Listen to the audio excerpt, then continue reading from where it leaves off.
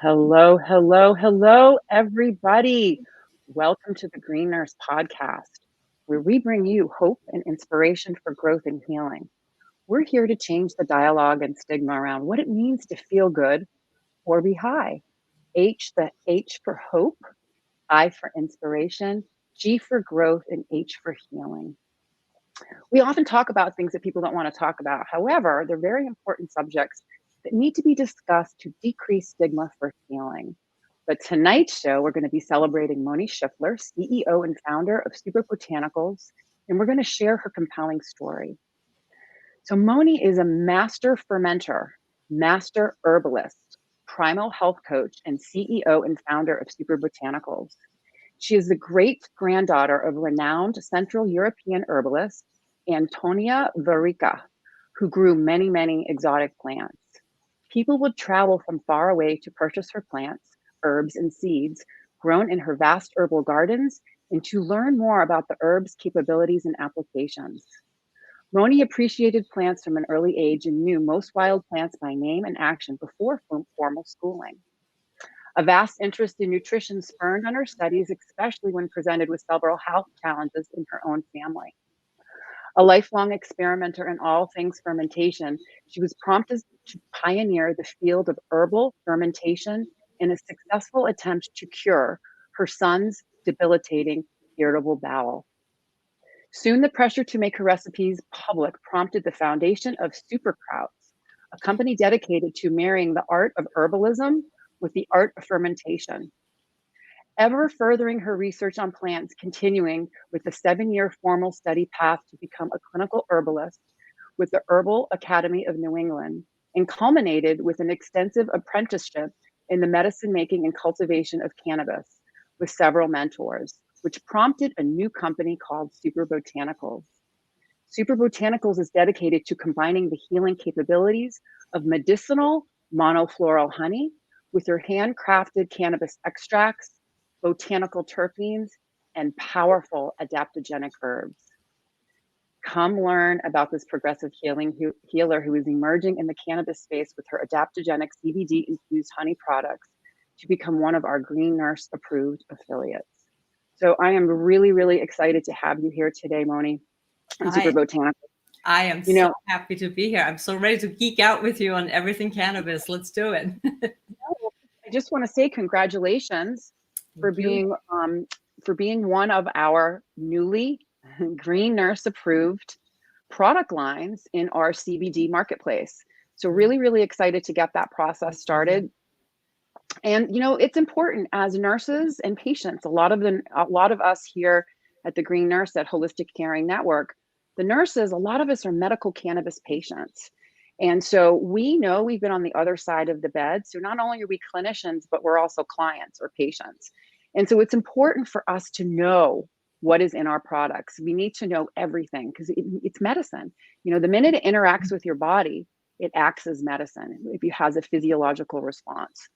So really, really excited. Your programs have check. And so now I'm really, really excited to introduce your product line, and just to share your story of what brought you into the cannabis space to produce Super Botanicals. So this first question offhand is, how did you get started working with cannabis as an herbalist? Well, I hesitated for a very long time. And, there are several reasons for that. First of all, I was a little bit of the cocky herbalist. I have 150 plants to work with. I don't need another plant, that kind of whole thing. And then I figured, but then I got a lot of questions about cannabis. It was not taught at all to me at the Herbal Academy. They kind of stay clear of cannabis. And I figured, and I had a successful herbal business, with the herbal fermentation. So I was protective of that. But I figured, that it's another plant. I'm an herbalist. I call myself an herbalist. I need to know all the plants. So let's do the research. Let's get good information. And I think that's one of the issues, that there's a lot of information out there. Unfortunately, not all of it is good information or correct information. So when the grand dame of American herbalism, Rosemary Gladstar, recommended me a fellow herbalist's course on medicine making with cannabis, that's when I jumped in and I said, well, wait a second, let's just do the the research, let's do the education. You're studying. That's what I really do well. So let's study with her. And I think I took her first ever course on medicine making with cannabis for herbalists. And of course, you know her. Her name is Tammy Sweet. Yes. She literally wrote the book on healing with cannabis. The Holistic Healing Guide to Cannabis is her book. And I have her book in my pile. I've got I have it right here too. I got books everywhere. Yep, so exactly. Me too. I have her book, and it's wonderful. She has such an enthusiasm and such a love for the plant. It's infectious. I mean, it's just you just love learning from her. And I took her first course, and I think I've taken it every single year since. You know, because you always hear something new. You know, even if you just have it on in the background and she talks, and you just listen to her, and it's just wonderful. There's always something new you can learn. Yeah. And so that was the start. But that still, you know, I still had the education, all that. And then this was a winter course. It was wonderful to do in winter. And then there was a spring course, and that was the grow course. And that's where it all started for me. And I took these little seedlings, and they were little, well, you know, the word actually would be kind of pathetic. They were these tiny little plants. They didn't do well at first. I started late. The season was, I'm in New York. She's in New York. She's a licensed grower. The season was, to say challenging is an understatement, because it was torrential rains and then drought and then wind. And my husband and I, we were running back and forth with these pots with these tiny little leggy plants that every wind gust would make them flop over. And my husband at one time said to me, listen, every college student grows this in his dorm room closet. How are we having such a hard time with these plants? And I was really impressed. I have to say, this plant was really hard on me. And then I watched them over the season grow from this. First of all, I had a few boys that I had to cull. You know, we can talk about that. The boy plants. The boys, they go into the compost. And so then the girl plants, they went from these leggy little things that would flop over in the wind to these gorgeous divas stretching out, you know, going for the sun with beautiful buds. I mean, it was just to sit with them was an experience. Beautiful. And that's how the plant got under my skin. Then I harvested my buds, and they were the juiciest, biggest things I had ever seen. The terpenes were just, you know, knock you over. And then I started making just personal, you know, salves and things like that. Yeah. And I'm a runner, so I would, you know, blow out my knee. And as an herbalist, you know, you have your comfrey, you have your calendula, you have all kinds of things at your disposal. Right. But I had never witnessed anything like that. You put the little CBD salve that I made on the knee. The next day, you're back to running, because that's all it takes. It is so potent. The medicine is so unbelievably potent that this plant holds. That's how I was just fascinated. And then, of course, came the whole thing. So, yes, I want cannabis in my life, but how? And that gets us to the next part. And that's the best thing, too, because as you know, and as I know as a health professional, and we're out there educating other health professionals, cannabis can be paired with just about anything.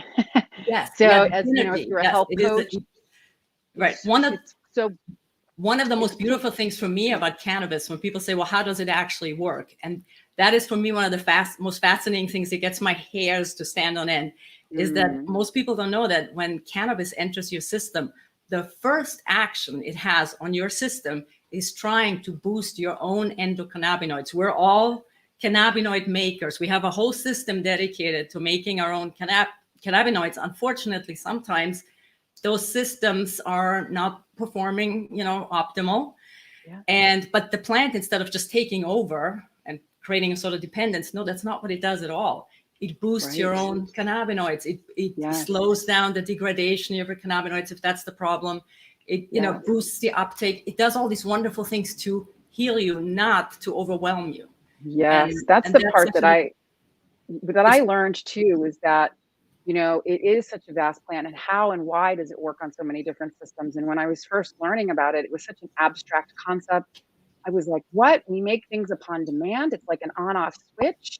And then I was like, how can I explain this to people? And so what I did was, my little umbrella right here, I kind of make an analogy of the umbrella to the human body. So just imagine all of the spokes of the umbrella are your different organ systems: cardiovascular, respiratory, reproductive, digestive, all of your organ systems, and the fabric pieces that connect to the spokes of the umbrella are the neurotransmitter signaling systems in our body, such as serotonin, dopamine, opioid signaling systems, and there's many others. So the fabric piece is attached to the spokes of the umbrella, which are your organ systems, and we have receptors on the cell surfaces of all of our organ systems and at the neurotransmitter junction site, right? That give messages. So the master regulatory system, the largest neuroregulatory system in our body, is the endocannabinoid system. Right. Now, one of the things, and people were like, really?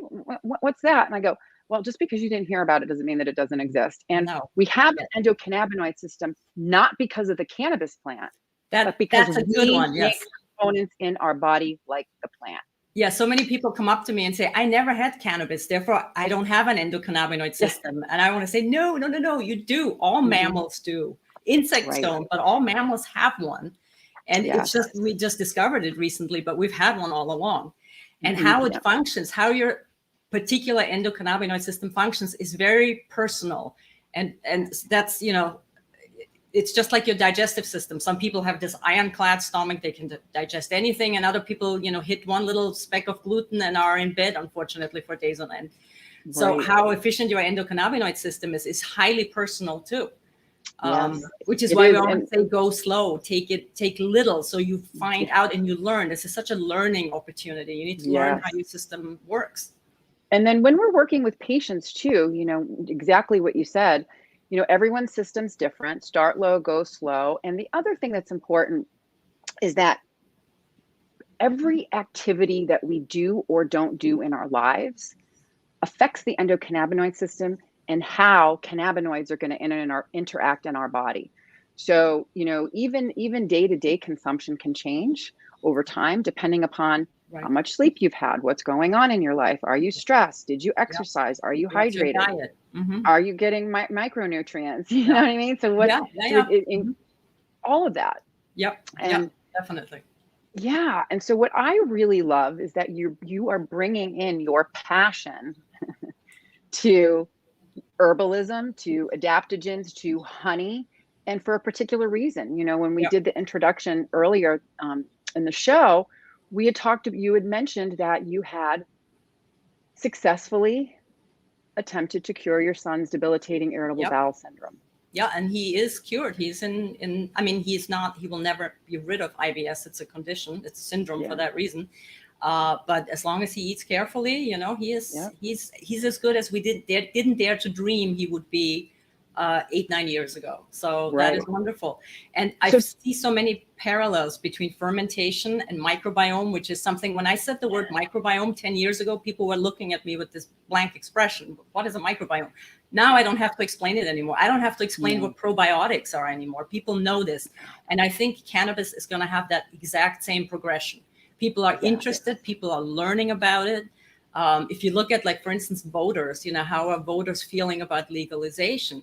That is people educating themselves. It's not, this big education campaign. It's people looking for information and trying to find something that works for them.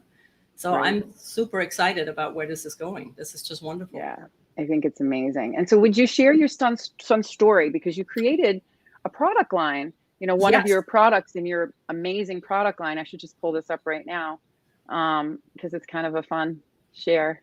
Yes. So he had what is unfortunately always looked down upon as a simple symptom as heartburn. He started out with heartburn as a very young man, 15. By the way, he was an incredibly great eater, vegetarian. His favorite food was salad, and he would have consistent heartburn. And that was treated, unfortunately, and probably where I'm going with this, with PPIs, protein pump inhibitors. And when they didn't work, unfortunately, the conventional medicine's approach is, well, let's just do more of it.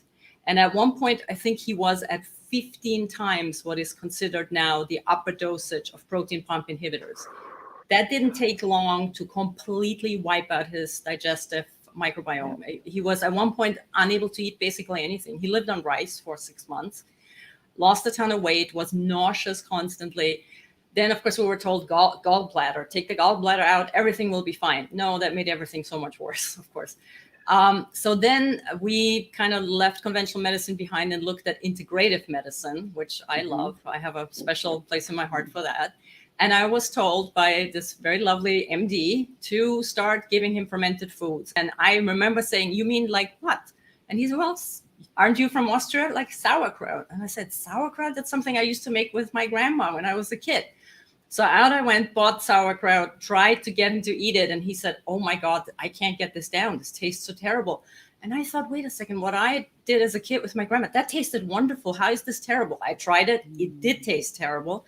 And I think that's the afternoon I started fermenting again. I had done it as a kid all the time. I stopped doing it when I came to the States because nobody was interested in sauerkraut. So I started that afternoon, and I have never stopped fermenting. I had people coming into my house trying to buy my kraut, French relatives. And so let's talk about what is the benefits of eating fermented foods. How does that affect our microbiome? What does that do? So we all know the benefits of probiotics. People run out when they hear probiotics and buy it. It's very expensive. They're $100, $200 bottles of pills. And they're very surprised when I tell them, well, you can go and spend $200 on this thing. But if you take 1 tablespoon of my krauts, you'll have more live, active probiotic cultures in 1 tablespoon than in the entire $100 supplement bottle. And what it is so the sauerkraut creates a living environment for bacteria. Probiotics are bacteria. These bacteria are very exclusive. They like a salty brine, which is why sauerkraut is salty. It's the only quote unquote preservative we use. There's nothing else. There should be no vinegar. There should be no acids. There should be no preservatives, just salt, cabbage, water, and of course my herbs. I smuggle the herbs in there too. Yeah. And 1 tablespoon a day will feed the microbiome you already have established in your gut, which is the seat of your immune system. So it's really important that this is regulated and balanced. Mm-hmm. And then it will also introduce new cultures. And these cultures are the ones in fermented foods are actually alive and able to establish colonies. Whereas if you take the pills, chances are they're going to kind of go right through you. Some may be, but most of them probably won't. So it is a way to it is a functional food. It is a way to re-enrich the seat of your immune system. That's not a small undertaking. That is huge. And I was just going to ask the next question is, what is the benefits of having a healthy microbiome? What are the benefits? It is the seat of your immune system. It is not just the seat of your digestive system. I remember attending a conference 5 years ago in New York where a doctor kind of was holding a speech, and he banged on the pulpit, and he said, I can't believe it. I went to medical school and they never told me about this system that regulates all the other systems, and that is the microbiome. And the gut-brain axis. It creates also your mood.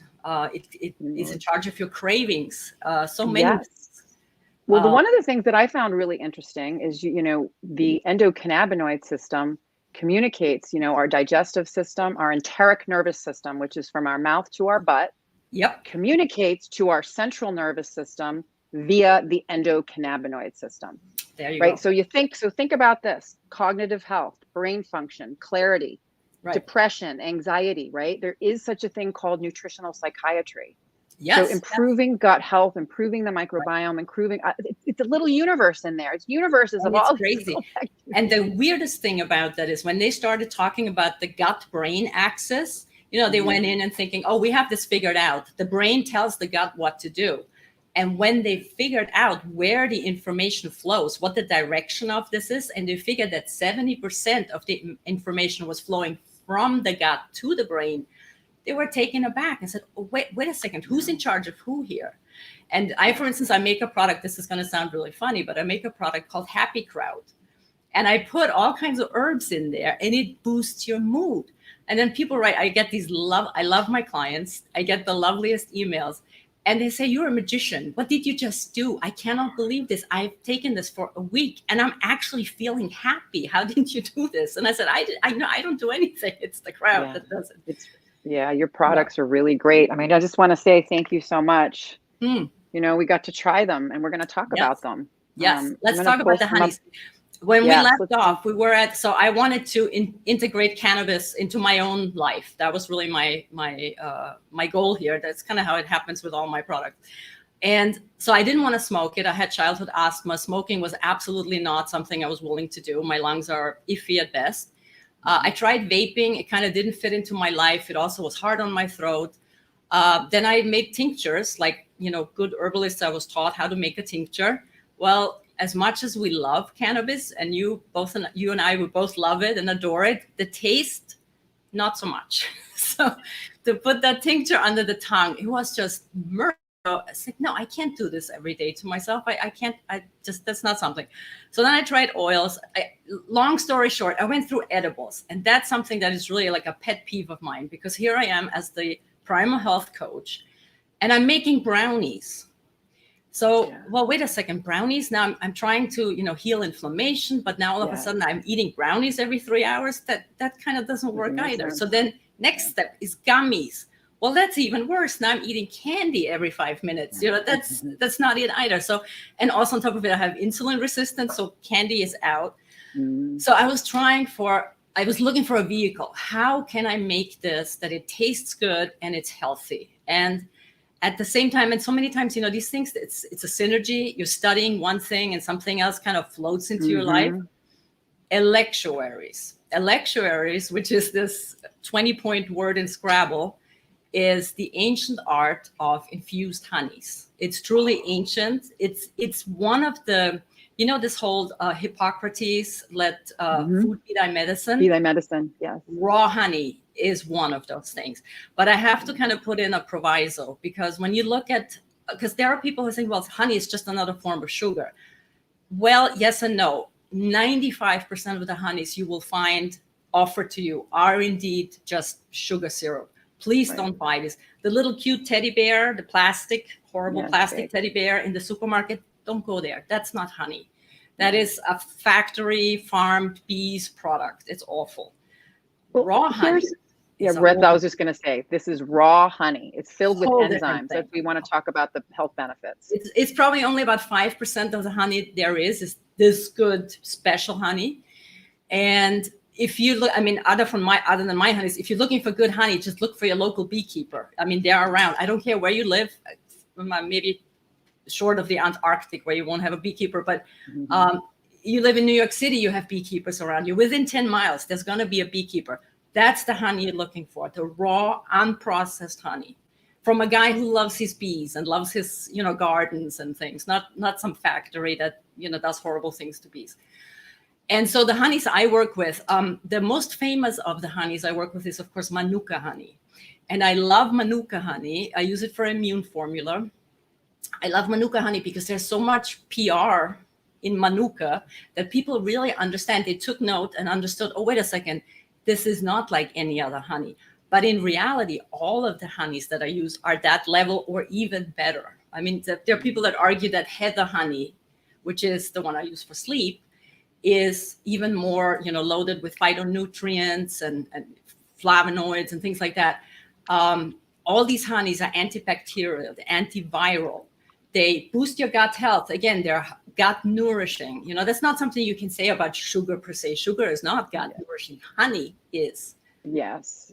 And I'm just going to pipe in too, because a lot of people, when people are new to cannabis, and my story was new to cannabis, like the sweets and the sugary stuff, I completely 100% agree with you. However, when I was starting my cannabis journey, I couldn't eat anything except for Pepsi.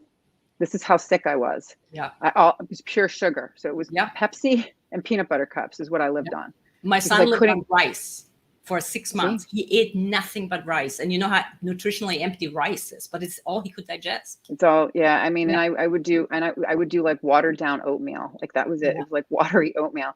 So here's the thing. So when I first started, this is the interesting thing. First started consuming cannabis, I needed the sweeter things. But however, over time, what happened is my gut started to correct. And I could start to make healthier food choices. Yes. And the healthier my food choices became, the easier it was for me to start tolerating different things. So I didn't need the sweets. Right. So right. I always tell people, craving, don't. this maniacal craving for sweets, that is actually a sign that your gut microbiome is out of balance. Oh yeah. And interestingly enough, if you start eating like the exact opposite, what is the exact opposite of sweet? Sour. And what is sour? Sauerkraut. And that's how you reverse your cravings. Funny enough, what happens usually, I get those emails a lot too, is so people receive the first 4-pack of sauerkraut and they start eating sauerkraut, and then they're like sneaking sauerkraut and they're hiding it from their partner so nobody else touches their sauerkraut. And then they write me the email, what did you do to me? I'm going in the middle of the night, I'm getting up to eat more sauerkraut. And then I can tell them, well, that's kind of a little bit of an overreaction of your gut, microbiome changing. It'll tamper down after a month or so, and then you'll crave it, but not that, crazy craving. Well, that's interesting too, and I'm sure you can comment on this as well. Is at one point in time in my life, I studied a raw diet and I followed a raw vegan diet. So did I. And it was very interesting how I was craving healthy food. Yeah. Like really, and hungry for weird things, and how I didn't need to sleep as much. Yeah. And I didn't need to eat as much. It was real, and it just makes sense, because when you're feeding your body nutrient dense micronutrients, right? What you're doing is you're feeding your cells what it needs, right? In the United States, what are we? We're a country that's overfed and undernourished. Yeah, huge portion sizes and no nutrition whatsoever. Yeah, right. And with the honeys, I mean, if you look at the honey that you're holding up, the serving size is tiny. I mean, the spoon, the tiny. I love my little spoons. The spoon is. I actually included because who has a teaspoon? Nobody has one. So the quarter teaspoon, I put that in there because it's such a little thing. Funny enough, it satisfies actually. You have that tiny, it is a treat. I'm not going to tell you it doesn't taste good. It tastes great actually. And that's delicious. That was, I mean, the first year of my studying about cannabis was all about learning, how to extract, etc. And the herbalist way of working with cannabis is very, brutal. Herbalists are known for making potions that are, they're punchy and they don't care how they're tasting. They're like, wow. And I'm so not that. I'm 180. My things have to taste phenomenal. Good. Otherwise, I don't feel good. That I'm not a brutalist when it comes to taste. So the whole product development took forever because I had to find a way to get this to taste good and to get it to taste good in honey. And by the way, if you just put a cannabis leaf into honey, nothing happens because honey is water-based and cannabinoids are oils, and honey will not extract cannabinoids. I mean, you could pulverize it and put it in, it'll taste horrible. It's a whole process. Emulsified. Yes, it's a whole process. Oh, and by the way, I wanted to say something else. There is a product out there that is actually bees going after cannabis flowers. That is horrible. That is, those poor bees are basically starved, and cannabis is wind pollinated. It isn't bee pollinated. So bees really don't like cannabis. I mean, they may check it out, but it's not their thing at all. And what these people do is they starve the bees, and that the cannabis flower is the only thing that they have, that they're offered.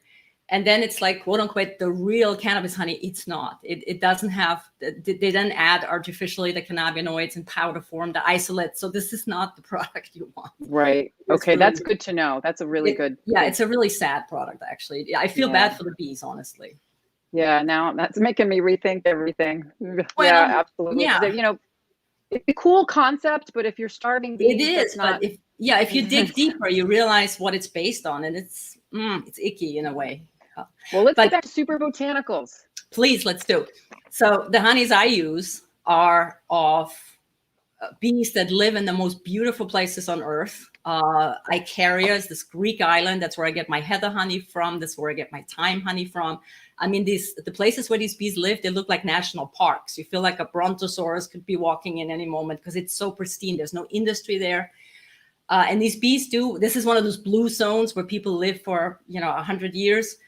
And these honeys they're raw, they're thick, they're nothing like the honey that from the supermarket. I mean, some of them are you can't pour it. That's actually a characteristic of true raw honey, that you turn it upside down, it doesn't come out. It's that thick, it has beautiful colors. It's really dark. It has interesting aromas. It has terpenes. So let's get to how did I choose these honeys. Right. Each honey has a terpene profile. People don't talk about it much. But terpenes, even though the cannabis industry has kind of like, how should we say, captured the whole terpene story. Terpenes have been around forever. They're in all plants. Forever. Cannabis is not a particularly rich source of terpenes. They are super interesting because they help us figure out which strains we work for us and which strains don't work for us. Right. That's another thing we should talk about, that when I work with my products, I work with one strain of flower, and not just one strain of flower, actual flower. That is a huge pet peeve of mine, that for some reason, even the good growers, you have these beautiful juicy buds, they're hand harvested, they're caressed, they're sunny too, they're loved, they are grown with respect. These are the ones we want. And where do they end up? In the dispensary to be smoked. Whereas, yes, which I have no problem with, please. Yeah, I agree. Can we have some too? We would like to use them for the therapeutic punch. We don't want to use the trim. We don't want to use what fell on the floor. We don't want to use the leaves. Not that there are not cannabinoids there too, but let's make massage oil out of that. Let's not use it to cure our anxiety. We are entitled as people who want the most therapeutic punch to use the best part of the plant, and that is the juicy buds. Well, so that's why you're Green Nurse approved, right? Because you're looking at, we look at flow criteria. Yes. Products that are made from flowers. Yes. Right? Lab tested for purity and potency. Yes. Organic practices. Who I know personally. I know these growers. They love their land. They love their plants. They are one of our biggest. Funny enough, it's also our cabbage growers. Our Hepworth Farms is our neighbor. They are stewards of the land. This is a 200-year-old organic farm with beautiful views of the Hudson River.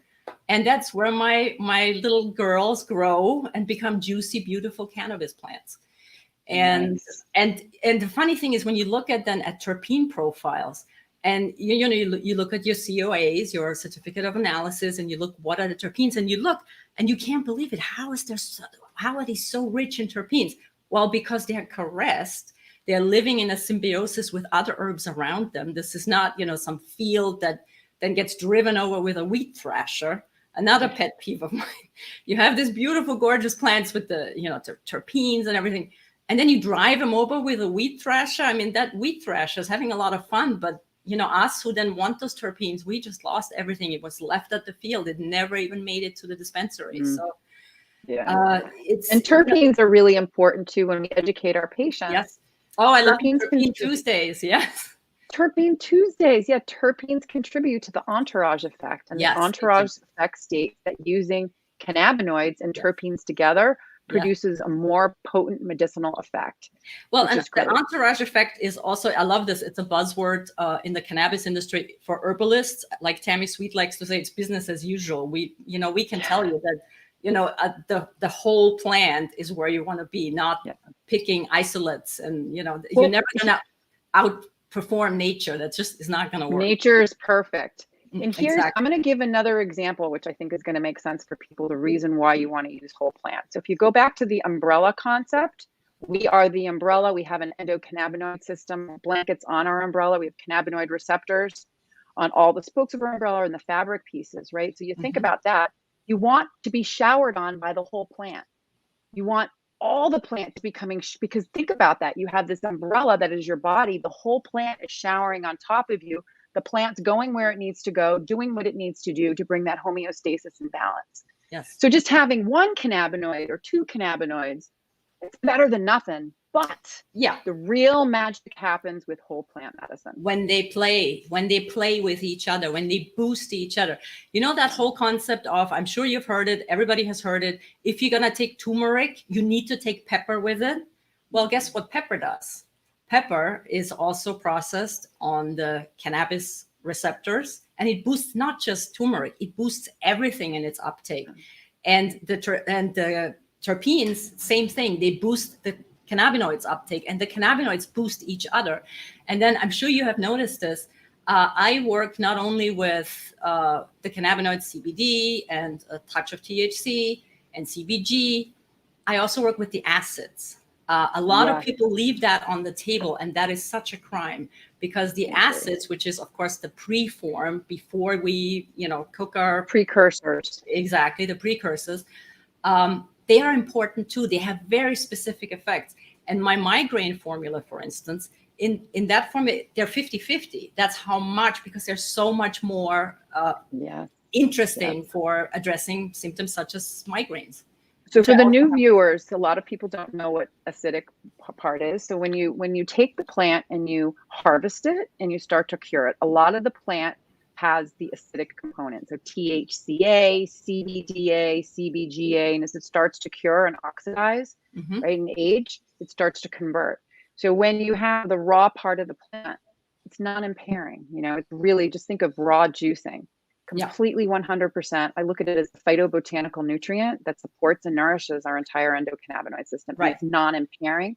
It acts as a very strong, potent anti-inflammatory, like a COX-2 inhibitor, without destroying gut microbiome, without destroying your gut.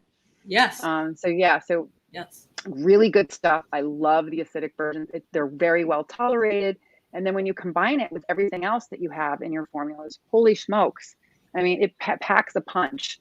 Yes. And you don't need a lot. It's really, really good stuff. So go ahead. We're getting back to that tiny little teaspoon, that's one serving, and it's perfectly fine. And all the other herbs, again, are in synergy with those cannabinoids and boost their uptake or balance their uptake. One of the greatest things about the cannabis plant, the way it presented itself in the wild, is all these cannabinoids, they were kind of in balance and they were supporting each other. And then, of course, what do humans do?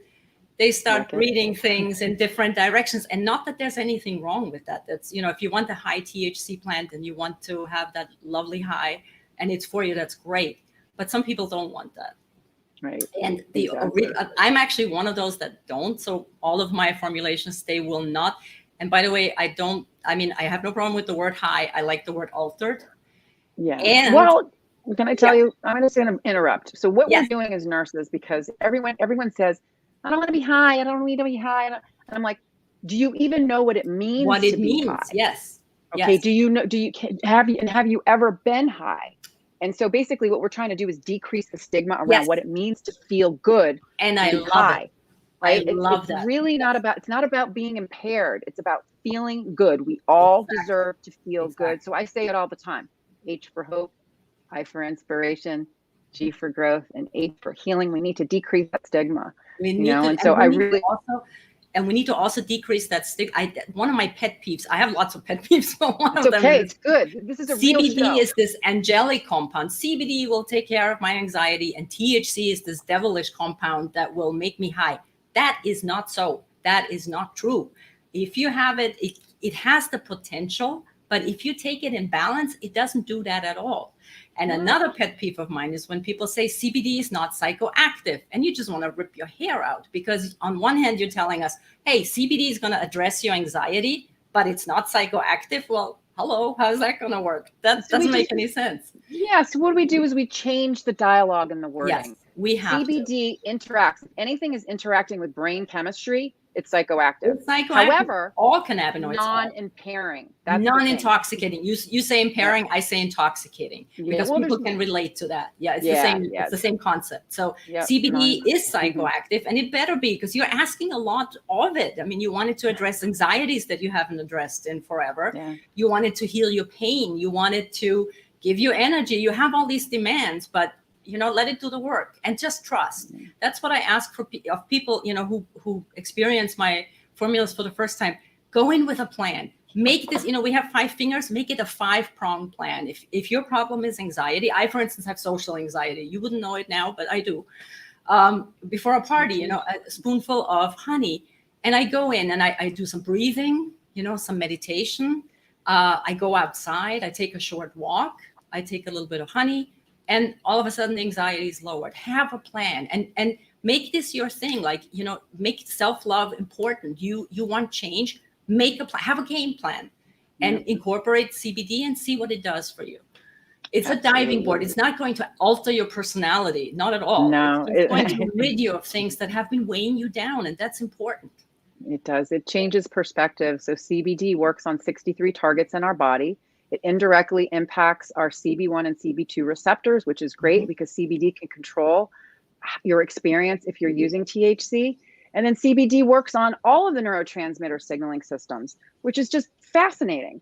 So it's very rich. I look at CBD, like I said, as a nutrient, and I think everyone should be taking it as a supplement. And what a great way to do it than to take some honey. So I want to talk about this because, you know, you sent me a sample pack of all the little honeys, and then you sent me a couple of big ones. Yes. We're going to talk about the sleep one, which I found I just absolutely love it. We're going to have a whole slide for that. But let's talk about all of these and this awesome chart that you sent. Yes, let's talk about the chart. So I have two problems with most CBD that's in the market. Number one problem, CBD products, I should say, is they're not strain specific and they're not symptom specific.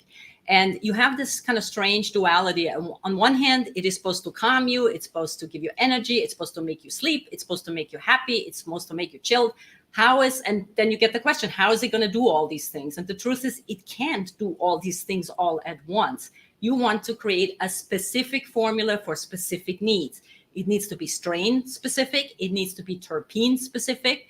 A few herbs would be really nice to throw in there too, just to boost the workings, the synergy of everything else. And so I actually created 11 different products because that's what I do. I also have that many crowds.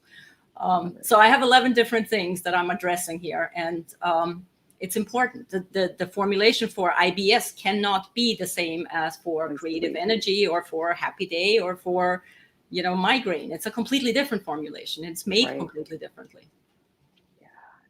I want to pull up the sleep formula so we can go through that because I think it really kind of gives an example as to what's in the product, what it does, not only the different cannabinoids. This is what a label should look like, y'all.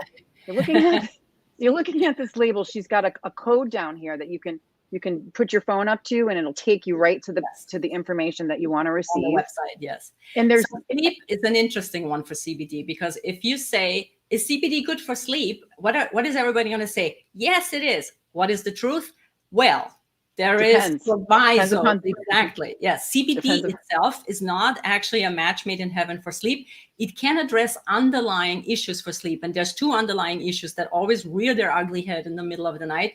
One is anxiety and one is pain. And why do these show up at night? Because, the rest of the day was loud. You distracted yourself. You were running around. You were stressed out. And at night when things slow down, that's when anxiety pops up. That's when pain pops up. For those two issues, CBD is actually great. But for actual insomnia, CBD is not necessarily the best choice. What is much, much, much better would be THC. THC, though, we cannot use in most of the country as of yet. So I can't use it. All my products are legal in all 50 states, and I don't touch anything that is not. Mm-hmm. So what did I come up with? CBN. And you, of course, know what CBN is. Oh, yeah. Yep. CBN is basically degraded THC. It comes from THC. It's old THC. And all cannabinoids at one point end in CBN. It's kind of the end stage. There's no coming back from CBN. And that is unbelievably good for sleep. It is not intoxicating. It is just relaxing, and it will get you to actually fall asleep. So don't take sleep if you're having a busy day. Take it at the end of the day. Yes. Oh, yeah. By the way, it's great. Yeah, you don't have to take it like hours before you want to sleep. I kind of take it as I fall asleep. I don't. Yeah. You can, and there's, and here, everyone's got their little sleep hygiene. I'll tell you how I do it. I sip on it in tea, like an hour before I go to bed. Sip on it, and then right before I go to bed, before I brush my teeth. A tiny little, exactly. Yeah, I do the same thing. It's just nice. It's really nice. So let's talk about really quickly what's in. So this is what's so cool. The dose is a teaspoon. Okay, this big giant jar. It's actually a half a teaspoon. That's a half a teaspoon. The dose. It's half a teaspoon. Yeah. So listen to this. There's 20 milligrams of CBD, 4 milligrams of CBDA, 15 milligrams of CBN, 1 milligram of CBC, and the terpenes are myrcene, limonene, linalool, and the pinene. And pinene. So let's talk about that formulation and then the other adaptogenic herbs that you added. Right. So the beta-myrcene is the terpenes. The beta-myrcene is a bit of a tricky terpene because if you get it in the wrong quantity, it is actually uplifting. So you have to make sure you have enough. Yes, there is a threshold. Yep. So you need quite a bit of beta-myrcene. Fortunately, it's very easy to find because almost every strain I've ever looked at has some beta-myrcene. It's like the most common terpene in cannabis. Limonene is always uplifting. It's just it's my go-to. It's what I use for Happy Day. It's just the most pleasant. Everybody knows what limonene is, by the way. If you have ever cut a lemon, boom, limonene. Happy. Exactly. That is why I always say, cannabis is a great source of terpenes, but by far not the best. Lemons beat cannabis for limonene any day of the week. Linalool is this chilling, wonderful. We know it from lavender, of course. It's even more potent than coriander, which is why I use coriander honey for a different formulation of mine. And in coriander, it really shines. And then the pinene is the most abundant terpene there is in the world because every time you have ever been in a forest, you have smelled terpenes. Oh, another interesting thing I wanted to say. I know we're talking about deep sleep, but as humans, we are incredibly keyed into terpenes, way more than one would think because our smelling ability, terpenes are nothing more than aromas. The entire, science of aromatherapy is based on terpenes. And it's been around for a long time. But we are particularly and weirdly keyed into terpenes. And I'm sure you know this, but our sense of smell in the animal world is really pathetic. We really can't smell worth a damn compared to other mammals. Yes. But our sense to pick up terpenes is incredibly heightened. And you know this because if you ask people, have you ever smelled the beautiful smell after it rains? And everybody's going to say, oh, yeah, I know this. I love that smell. And then if you rate how strong that smell is, it's actually really not that strong, but we really are keyed into smelling this. We're really good at it. Yeah. So that's why I love terpenes so much. And another point I wanted to make is I love botanical terpenes. There are people that are going to say, oh, no, you need cannabis terpenes. And I would say, don't go there because terpenes. Well, you're an herbalist. So guess what? I'm listening to you. Yes. Well, the thing is, botanical terpenes have a long history of use in cosmetics, et cetera, right. And under very strict production guidelines. You're not going to produce organic linalool from lavender, without massive oversight. But in the cannabis industry, we don't have that oversight. And you need a boatload, a boatload of plant material to make this tiny little bit of terpenes. Right. So you need the purest you can get. And so I'm way, as long as the laws don't change and the oversight doesn't change, I'm really in favor of botanical terpenes because of their purity. A terpene is terpene. It's really hard to argue that a chemical coming from here or coming from there would be any different in quality. That's actually not so. So quick question. So when you say something is triple terpenated, what does that mean? Well, actually, it's quadruple terpenated. It's quadruple is kind of where you trip over with your tongue. So we call it triple terpenated. Well, the terpenes, first of all, come from the cannabis flower that is treated with love and respect. They are actually juicy, smelling great, extracted with care. So we don't, blitz it away. That's the first source of terpenes. The second source of terpenes are actual botanical terpenes from herbs such, linalool, lavender, coriander, that kind of thing. The third source of terpenes, surprisingly enough, is honey. Honey, depending on the flower, all of my honeys are monofloral, meaning they come from one particular flower. And that flower, surprise, was chosen with its terpene profile in mind. So that's the third source of terpenes. And then the fourth source of terpenes, so that's where it should be quadruple, not triple, are the herbs. The herbs themselves have massive amounts of terpenes. And those are the active constituents. If you look at your, what is really the constituent in the herb that has a certain effect, and then you see these parallels, what is always recommended for relaxation? Lavender bath. Why lavender? Because of linalool. It's an incredibly rich source of linalool. So, it all comes full circle, and that's where all those different terpenes come from, all these different sources. Excellent. So what are the adaptogens that are in the deep sleep formula? In the deep sleep, lavender, funny enough, is one of the first ones. Rosemary, which I absolutely adore. I know herbalists like to go for the exotic sounding, traditional Chinese medicine sounding herbs. I go for my go-tos are sage, rosemary, and basil. And people look at me like, really, you go for that? Yes, they're so unbelievably potent. Rosemary is a nervine. It acts on your brain. It's brain health. If you're dealing with Alzheimer's, please, if you have parents that are dealing with Alzheimer's, get them rosemary. Get them rosemary tea. The studies behind rosemary they will blow you away. And it's just good old-fashioned rosemary. It's nothing exotic. It's something you can grow in every garden, everywhere. Linden flower, one of my absolute favorite herbs in this world. If you've ever stood under a linden tree, you never forget it. It's an experience. And what happens when you stand under the linden tree? You're smelling all these terpenes coming from the flowers. It's that, the whole concept of forest bathing. It's a terpene bath. That's what it is. Shinrin Yoku. Go out into the forest and take a deep breath. That should be on everybody's daily to-do list. Go out into the forest and smell your terpenes. What else do we have? Passion flower. Passion flower you will find in almost every sleepy time tea.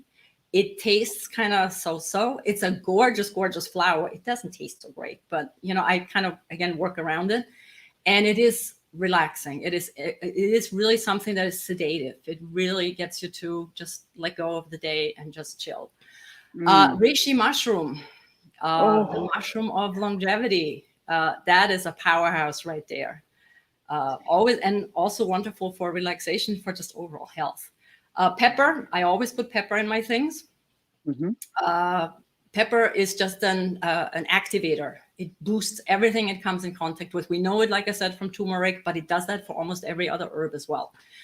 Anise, which is of course related to fennel. And everybody who's ever had a colicky baby or a fussy baby that can't sleep, what is the first thing they recommend? Fennel tea. And so anise is in there too. And blisswort. Blisswort is an interesting one because nobody will recognize what that is. It's actually called skullcap. It's another very, very powerful nervine. There's this lovely herbalist who gave it an alternate name, and she calls it blisswort because she didn't like the word skullcap. So I'm fine with the word skullcap, but blisswort sounds even better, I think. So it's blisswort. Yeah. And all these different things, these are all incredibly powerful, all on their own. Now imagine what magic happens. You put all these together. Yes. And you just take a tiny bit. That's why people say, really, I'm just supposed to take, yes, just a tiny. You don't need a lot. Less is more. Absolutely. Well, and this is a quick story too. A lot of times patients will be using cannabis. They think they need more and more. And they'll be like, Sherry, it's not working anymore. I go, how much you taking? And they'll tell me, I go, you got to cut back. And then it starts working again. So it's really interesting. The biphasic effect of cannabinoids. Yes. Lower doses doing one thing, higher doses doing another. Exactly. So here's the thing too, Super Botanicals. What sets you guys apart from other companies that make honey, besides the fact that you're Green Nurse approved? Yes. Well, that's a big signal right there and a great honor. Well, we've talked about it several times. So I work with actual big juicy buds. They're usually this big. I don't work with trim. I don't work with what's left over. I don't work with things they throw on the floor. I really find it really kind of an outrage. Hey, we need the medicine. We need the good part of the plant. So I started with very expensive flowers. They're unfortunately expensive. And I don't argue with my farmers. They say what they need. I will pay them what they need. And I work with farmers who truly worship their plants. These are people who know their plants, this is not a joke, they sing to their plants. I sing to my ferments too. I play the music and I sing, and it's important. It's a living thing. It needs respect. It needs devotion, and it will pay you back in spades if you treat it with respect. So that's one thing. The second thing, of course, is the honey. We don't just use any old honey. We use raw honey. We use the real deal. Most honeys need not apply. They go through a rigorous process. I know all of my beekeepers. These are very small operations. Sometimes I'm a little bit concerned about the supply, but it is what it is, and incredibly important. The terpenes, of course, we add the terpenes. And what I forgot about the CBD, strain specific. You will know what strain I used. You can, scan your little code and find out what is in this. And that is important for you because if you come to something and you say, wait, this works really well, what does that tell you? Look up the strain. You can look it up anywhere on the internet. Just put in the name of the strain and then see what people say, what the terpenes are in this. And then you will find out you have an affinity for a certain terpene. My terpene that I love the most is linalool. It's just the one that works for me the best. There are others that I don't like at all, funny enough. Right. You know, we all have these. This is our personal needs. So you need to know what you get. Yeah. So Moni, we're just about ready to wrap it up, and your products are amazing. I'm giving them a 2 thumbs up. I'm extremely grateful that you've showed up into the space. Thank you for what you do. But what I want to ask you, one of the last questions I want to ask before we sign off is, what do you hope for the cannabis industry for the future as an herbalist and a creator of products? Right. I really hope that we will get to a point where if I fall in love with a certain strain of cannabis, I can get it every single year. Right now, one of my biggest pet peeves is that I can't get certain strains because they fall in and out of fashion. So for instance, I love the Queen of Hope. Is anybody growing the Queen of Hope this year? No, not so much. Relief Now, another one of my favorites. And then, so that's the one part, that you want them to grow the things that really work for people and stop kind of running after the flavor of the month. You know what I'm saying? There's a lot of strain nonsense, and on top of it, they're not even strains, they're cultivars, but that's a whole other story. That botanically they're not even strains.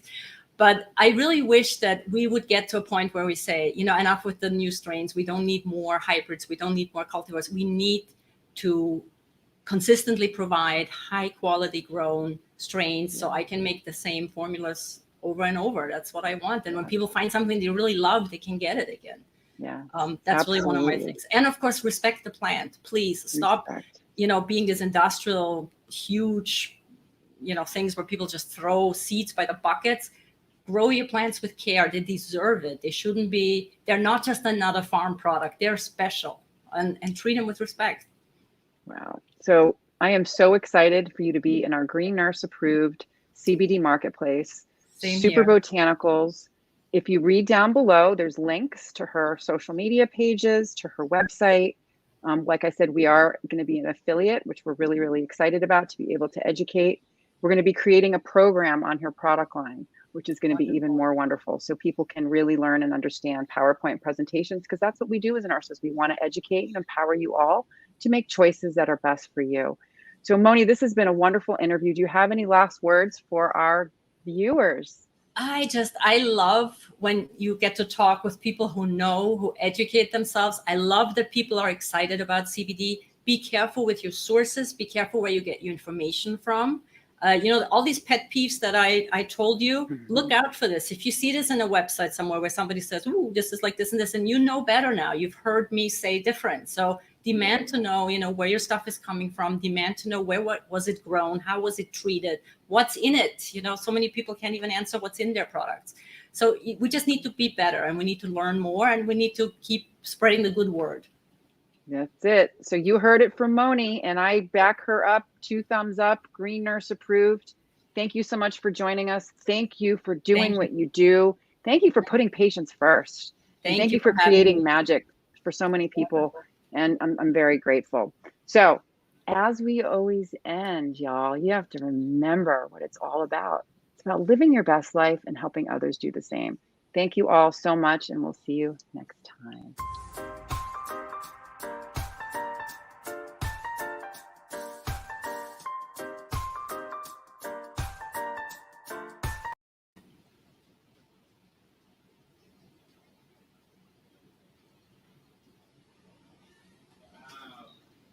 Hey, looks like you get here.